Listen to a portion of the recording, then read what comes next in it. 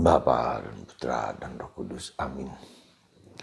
Allah yang penuh kasih, kami bersyukur kepadamu bahwa gereja kami, gereja Katolik, melaksanakan apa yang telah dilakukan oleh gereja awali, para rasul, yang menyelesaikan masalah yang pelik soal sunat dengan cara yang sangat-sangat elegan, bahwa mereka yang tidak bersunat pun patut dan layak untuk diselamatkan, dan mereka mengutus Paulus, Barnabas, Yudas, dan Silas untuk mewartakan hasil sinode mereka yang pertama, hasil konsili Yerusalem yang pertama.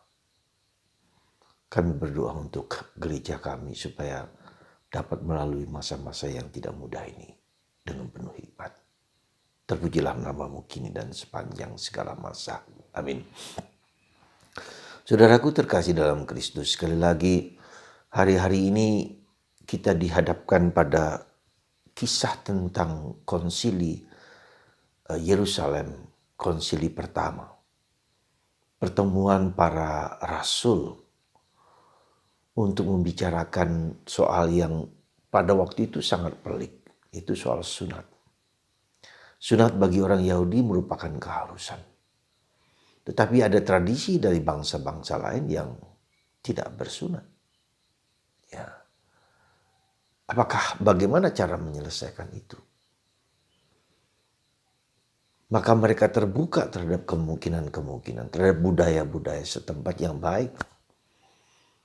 Yang tidak boleh, tradisi Yahudi tidak boleh dipaksakan kepada orang-orang lain, kepada bangsa lain yang tidak bersunat. Dan ini merupakan suatu keputusan yang sangat bijaksana dalam menghadapi problem kehidupan antara yang inti dengan yang sampingan, ya. Antara yang hakikat dengan yang hanya sekedar kebudayaan-kebudayaan tertentu yang bisa ditinggalkan. Inilah sikap gereja awali dan terus dijalankan oleh gereja Katolik, berhadapan dengan kebudayaan yang berbeda dan harus bisa membedakan antara inti ajaran Katolik dengan tambahan-tambahan di sekitarnya yang tidak merupakan inti. Maka gereja mengutus Paulus, Barnabas, Yudas, dan Silas untuk mewartakan hasil dari konsili ini kepada orang-orang yang tidak bersunat. Ya, ini menjadi suatu pintu besar untuk memasuki dunia budaya-budaya yang baru yang ada di luar bangsa Israel, bahkan sampai ke Eropa, yang kemudian nanti sampai ke ujung bumi. Saudara, kita bersyukur di dalam gereja Katolik kita sungguh-sungguh menjalankan apa yang diminta oleh para rasul, oleh Kristus dalam lewat para rasul. Keterbukaan terhadap budaya-budaya tertentu yang memang mungkin tidak bisa ditinggalkan, bisa dilepaskan, ya. Tapi juga bisa dirangkul kalau itu memang baik. Maka apa yang mulia, apa yang tulus, apa yang jujur, apa yang indah, itu pantas untuk dipertahankan. Gereja Katolik harus semakin menyesuaikan diri atau melihat perkembangan zaman, melihat sesuatu yang ada di budaya bangsa-bangsa yang bisa dipakai untuk penghormatan kepada Allah, supaya pesan Yesus, sabda Yesus itu masuk di dalam budaya yang sudah saya hayati bertahun-tahun dalam hidup saya. Maka kita harus merangkul, melihat, diskresi juga mana yang pantas dan layak, ya. Mana yang harus dibuang, mana yang menjadi penghalang untuk penghayatan iman Katolik di tempat dan budaya tertentu. Dan ini merupakan sesuatu yang luar biasa indah, ya, di dalam gereja Katolik. Maka saudaraku terkasih dalam Kristus, di saat-saat seperti sekarang ini kita juga berhadapan dengan suatu tantangan yang tidak besar, yang tidak ringan, dengan adanya dunia teknologi modern sekarang ini, dengan gadget, dengan medsos, dengan internet 5.0, bahkan bisa 5.0, bisa juga 6.0, semakin berkembang, semakin tumbuh, ya. Semakin canggih, semakin luar biasa dengan kemampuan dan daya-daya manusia. Tapi juga bisa berbahaya dalam batas-batas tertentu. Seperti yang kita lihat akibat dari post-truth, ya, kejahatan, kebohongan yang terus-menerus diulang itu bisa menjadi kebenaran.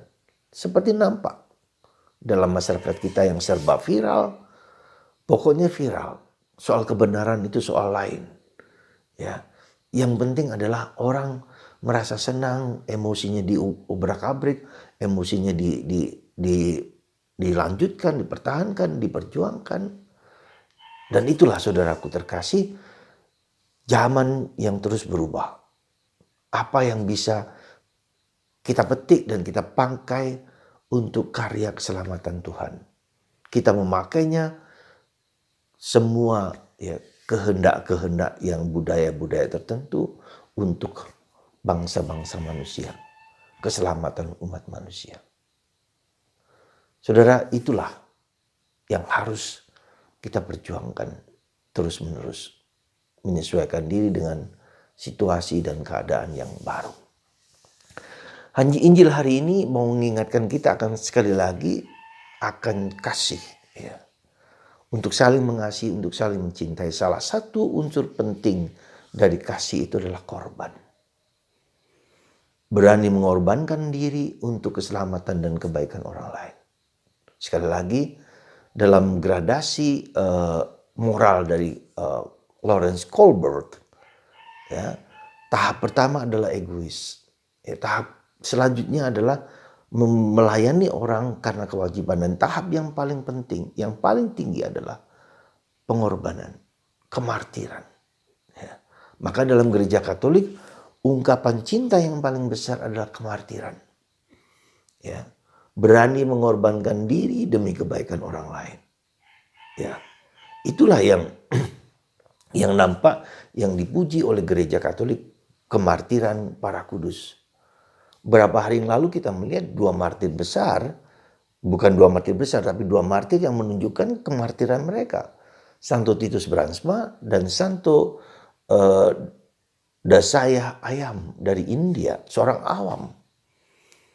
Ketika dia menjadi Katolik, meyakini iman Katolik karena diajarkan oleh seorang tentara Belanda yang Katolik, dan dia sangat yakin, ya, dan mengajarkan apa yang dia terima kepada orang lain, akhirnya ditangkap. Selama 3 tahun dia didera, disiksa, diperlakukan dengan kejam, diarak di muka umum dengan telanjang.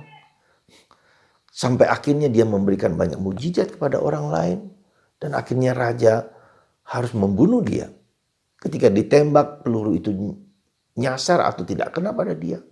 Maka dia mendoakan peluru itu, dan dengan rela, dengan ikhlas, kemudian ditembak dan peluru itu menembus jantungnya dan mati.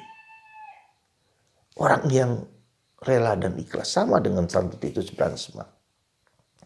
Dia menerima penderitaan dan salib sebagai pelindung dari koran, dari mass media yang menolak kebohongan rasisme. Dan dia menerima segala penderitaan itu dengan penuh keikhlasan, dengan penuh ketulusan, dengan penuh kerelaan. Dan inilah bentuk dari cinta yang paling besar. Mari saudaraku terkasih, saya mengajak Anda untuk menerima penderitaan apapun dengan ikhlas, dengan tulus, dengan gembira, dengan sukacita. Dan itulah Yesus, dan itulah para martir kita. Lihat martir kita pertama, Stefanus juga. Dirajam dia, dan dia mengampuni orang-orang yang telah melukai hatinya.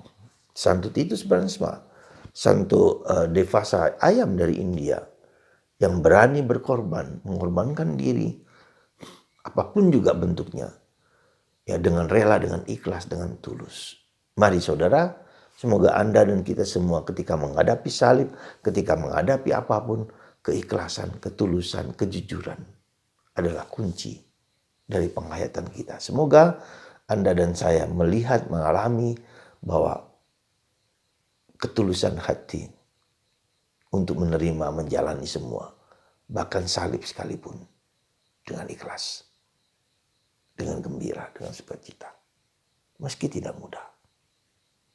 Tuhan memberkati Anda semua, berkati kita semua supaya bisa menerima segala sesuatu dengan keikhlasan dan ketulusan, dengan kerelaan dan kepasrahan. Tuhan memberkati kita semua, Bapa, Putra, dan Roh Kudus. Amin.